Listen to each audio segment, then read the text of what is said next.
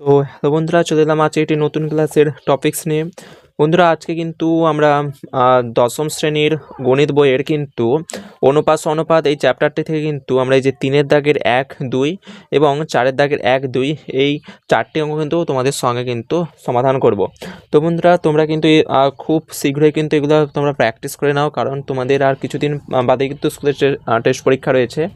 তো চলো তাহলে শুরু করছি। আজকে প্রথম অঙ্ক কিন্তু হচ্ছে 3-এর দাগের 1-এরটা। দেখো 1-এরটা কি বলেছে, যেমন এখানে কি করতে বলেছে, নিম্নলিখিতগুলির মিশ্র অনুপাত বা যৌগিক অনুপাত আমাদেরকে কিন্তু নির্ণয় করতে হবে। তো 1-এরটা বলেছে 4:5, 5:7 এবং 9:11 এর মিশ্র অনুপাত তোমাদেরকে নির্ণয় করতে হবে। তো কি করে করবে দেখো, এখানে দেখো আমি অঙ্কটা তুলেছি 3-এর দাগের 1-এরটি 4:5, 5:7 এবং 9:11। তো এর তোমাদেরকে মিশ্র অনুপাত বের করতে হবে। তো আমি তোমাদেরকে বলেছিলাম যে মিশ্র অনুপাত তোমরা কি করে বের করবে, এটা আমি বলেছিলাম। তো এখানে লিখবে যে মিশ্র, এখানে লিখবে যে অতএব নির্ণেয়, বা এখন নির্ণয় লেখার দরকার নেই, এখানে লিখবে যে মিশ্র অনুপাতটি হলো সমান দিয়ে, এইবারে দেখো এখানে একটি অনুপাত 4:5, এখানে একটি অনুপাত 5:7 এবং এখানে একটি অনুপাত 9:11। তাহলে আমাদের কাছে 3টি অনুপাত রয়েছে। যখন মিশ্র অনুপাত বের করতে হবে, যতগুলোই অনুপাত থাক না কেন সবার কিন্তু প্রথমটা তোমরা গুণ করবে এইভাবে। প্রথমে দেখো এই অনুপাতের প্রথমে রয়েছে 4, তাহলে এখানে আমরা 4 লিখলাম, ইন্টু এই অনুপাতের প্রথমে রয়েছে 5, এখানে আমরা 5 লিখলাম, ইন্টু এই অনুপাতের প্রথমে রয়েছে 9, তাই 9 লিখলাম। এটা হলো আমাদের একটি পার্ট। তারপর অনুপাত চিহ্ন দিবে, তারপর আবার এই অনুপাতের শেষেরটা রয়েছে 5, 5 দিবে গুণ চিহ্ন। এই অনুপাতের শেষে রয়েছে 7 গুণ চিহ্ন। এই অনুপাতের শেষে রয়েছে আমাদের 11 দিলাম। তাহলে এভাবে কিন্তু তোমরা করবে। তারপর শুধু আমরা এখানে গুণ করব আর কিন্তু বসিয়ে দেবো। তো এখানে 5, 5 4 20 হচ্ছে, 20 আর 9 হচ্ছে আমাদের 180, তোমরা গুণ করবে। তারপর এখানে আমাদের হচ্ছে 5 7 35 এবং 35 আর 11 অর্থাৎ 11 কিন্তু আমাদেরকে গুণ করতে হবে। তো 35 11 আমাদের কিন্তু যদি গুণ করি আমাদের হচ্ছে আমাদের 385। তো আমাদের 385 হচ্ছে, তাহলে আমাদের হচ্ছে 180:385।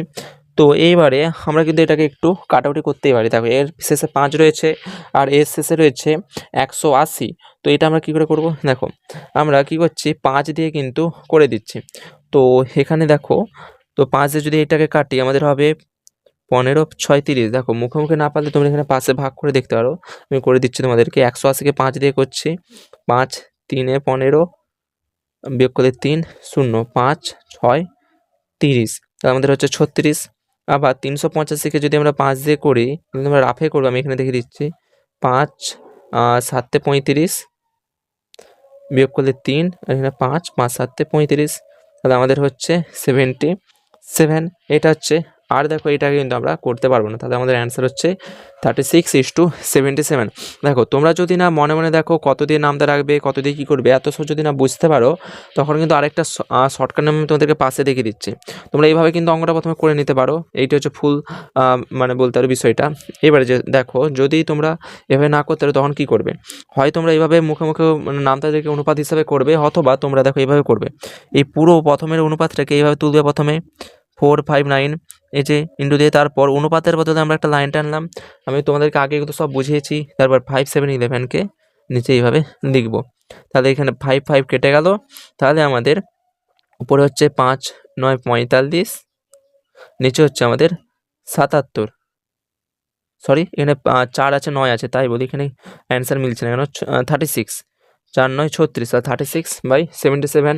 তো এটাকে আমরা লিখতে পারি 36:77। তাহলে দেখো এইভাবেও তোমরা করতে পারো কাটাকুটি করে, অথবা এইভাবে কিন্তু নামটাকে করতে পারো, যেটা তোমাদের সুবিধা হবে সেইভাবে কিন্তু তোমরা করবে। তারপর দেখো আমি এখানে দুয়েরটা তুলছি। তো দুয়েরটা আমাদের বলেছে x + y দিয়েছে একটি অনুপাত, আর x - y এটা হচ্ছে আমাদের একটি অনুপাত, কমা দিয়ে তারপর রয়েছে x² + y², তারপরে হচ্ছে x + y² এটা রয়েছে, এবং আমাদেরকে দিয়েছে কি x² - y² এখানে তারপর আমাদেরকে দিয়েছে x⁴ - y⁴। এই পুরোটা কিন্তু আমাদেরকে দিয়েছে। তো একইভাবে মিশ্র অনুপাত এখানে লিখবো যে অতএব মিশ্র অনুপাতটি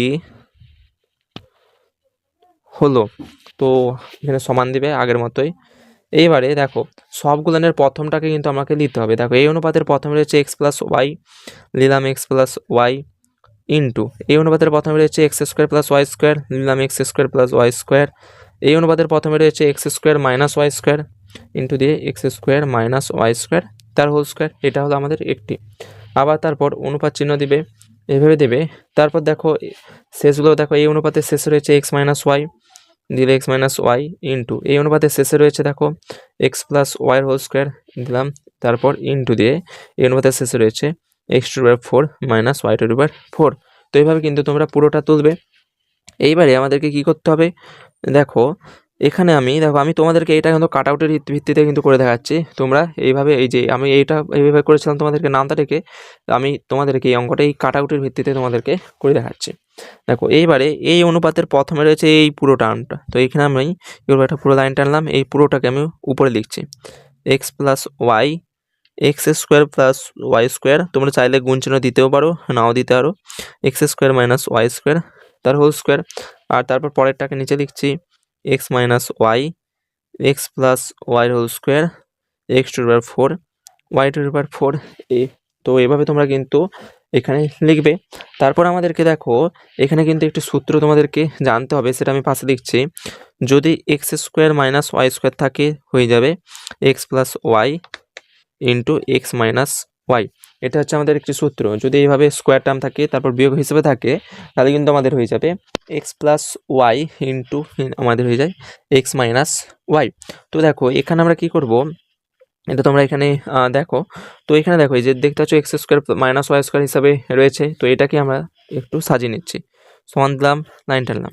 এখানে এক্স প্লাস ওয়াই যেমন আছে রইলো, তারপর x square plus y square যেমন আছে এখানে থাকলো। তারপর এই যে দেখো এইটাকে দেখো, এই স্কোয়ারকে এখন ছাড়ো, দেখো রয়েছে x square minus y square. দেখো পুরো এই সূত্রটা না, এই যে x plus y into x minus y. তো এটা আমরা লিখে দিচ্ছি। তো এখানে লিখছি x plus y into x minus y. এইবার দেখো পুরো সূত্রটা তো হচ্ছে শুধু আমাদের এই ভেতরেরটা, কিন্তু বাইরে তো একটা স্কোয়ার ছিল, তাই আমি কি করলাম এখানে প্রতিটার বাইরে একটু করে স্কোয়ার দিলাম। সূত্র হচ্ছে এই দুটি, এগুলোর বাইরে তোমাদের আবার কিন্তু স্কোয়ার দেওয়ার দরকার নেই, কারণ এগুলো তো এর বাইরেই ছিল। এইটা হচ্ছে মেন সূত্র x square minus y square, তার ফলাফল হচ্ছে যেটি x plus y into x minus y. এবারে ওর বাইরে স্কোয়ার ছিল বলে এর জন্য এই দুটোর বাইরে আমরা স্কোয়ার দিলাম। এটা হলো।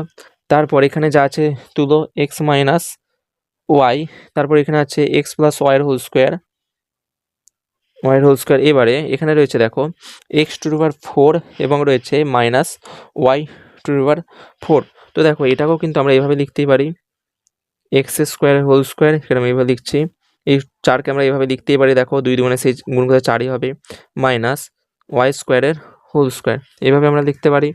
তাহলে আমরা পরের লাইনে এবার লিখছি, দেখো যা আছে উপরেরটা তুলে দাও x plus y into x square plus y square x plus ওয়াইয়ের হোল স্কোয়ার আর রয়েছে এক্স মাইনাস ওয়াইয়ের হোল স্কোয়ার এইভাবে। তারপর নিচে যা আছে তুলো x minus y into x plus ওয়াইয়ের হোল স্কোয়ার। এখানে দেখো এটাও দেখো, যদি দেখো এখানে কিন্তু আবার এই সূত্রটা লাগবে।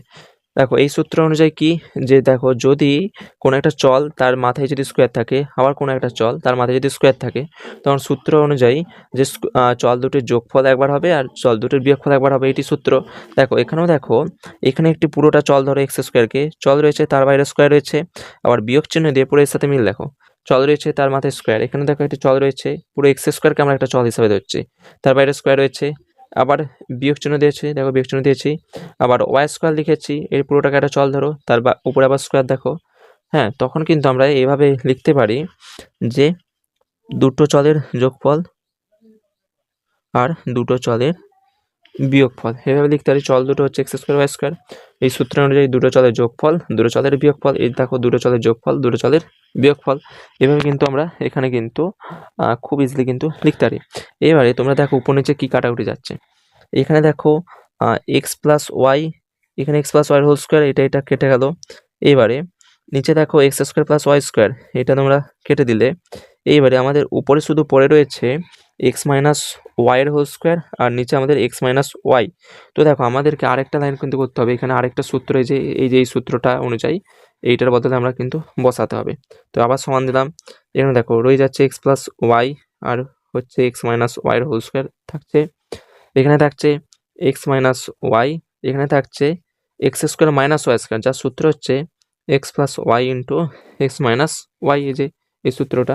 তো এবারে দেখো এই যে দেখো এবারে আমরা এটা কিন্তু লিখতে দেখো এখানে এক্স মাইনাস ওয়াই, এখানে এক্স মাইনাস ওয়াই, দুটো এক্স মাইনাস ওয়াই রয়েছে, তাই আমরা একটাই কিন্তু কেটে দিচ্ছি, টোটাল আমাদের কটা রয়ে যাচ্ছে দুটো এক্স মাইনাস ওয়াই, তাই আমি একবারে করে দিলাম এক্স মাইনাস ওয়াইয়ের হোল স্কোয়ার। তো দেখো এটা কেটে গেল আর এখানে নিচে কেটে গেল, তো উপরে কিছু নেই মানে ওয়ান থাকছে, নিচেও কিছু নেই মানে ওয়ান থাকছে, তাহলে আমাদের নির্ণয় অ্যান্সার হচ্ছে 1/1, যেটা হচ্ছে 1:1, তাহলে এটা হচ্ছে আমাদের নির্ণয় মিশ্র। এরপর চারিদিকে র্যাকেটটা দেখো রয়েছে A:B সমান 6:7 রয়েছে এবং B:C সমান 8:7 রয়েছে। তোমাদেরকে A:C এর মান কিন্তু তোমাদেরকে বের করতে হবে।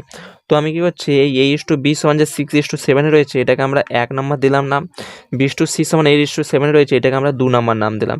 তো এবার লিখবো যে অতএব 1 গুণিত 2, এখানে লিখছি যে 1 গুণিত 2 করে পাই। তো দেখো 1 আর 2 আমরা গুণ করব, দেখো 1 রয়েছে A:B, তো দেখো এবারে A:B কে তো আমরা লিখতে পারি A/B, সব আগে বুঝিয়েছি কিভাবে করবে, A/B। এবারে তো এখানে দিলাম সমান দিয়ে একটু ফাঁকা রেখে 6:7 কে তো আমরা লিখতে পারি 6/7, এইভাবে। এবারে 1 এর সাথে গুণ করব কি 2 এর, 2 কত, এই যে B:C কে লিখতে পারি B/C, তা দেখো হলো 1 এর সাথে 2 গুণ করলাম। এবারে B:C সমান কত 8:7, তাই 8:7 কে লিখতে পারি 8/7, দেখো তাহলে আমরা এইভাবে সাজিয়ে দিলাম A/B ইন্টু B/C সমান 6/7 ইন্টু 8/7, এখান থেকে পেলাম।